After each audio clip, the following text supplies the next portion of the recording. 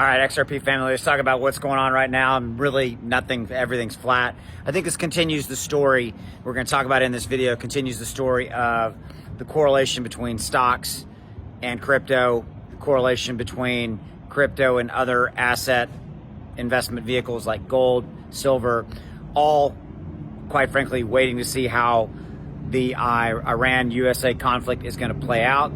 But more importantly, inside of that or around that, the price of oil and its impact on the global supply chain. And all of that is I think, creating a continued air of uncertainty. So what does it mean to you and your XRP investment? We're going to talk about that in this video. Apologize for not being able to do a video for you guys coming from my office, but my son is in a charity event today. It's kind of a charity fashion show here in the Dallas-Fort Worth area, and so I realized I hadn't made a video for you guys, so I thought I'd make a real quick video before that started. So that's what I'm doing right now. It's why I'm here and doing this outside of this big building. Okay, so let's talk about you and your XRP.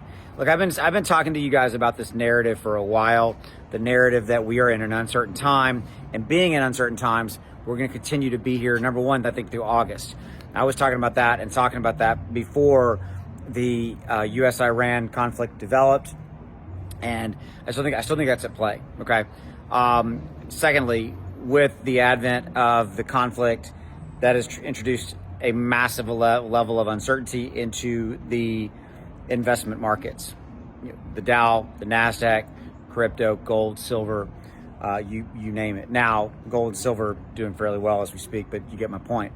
But it all comes down to and back to a place where we're at, whereas people are uncertain, and so their choice is to, like if they have a choice to make an investment in XRP or Bitcoin or whatever it is, right now the choice is to not make a choice.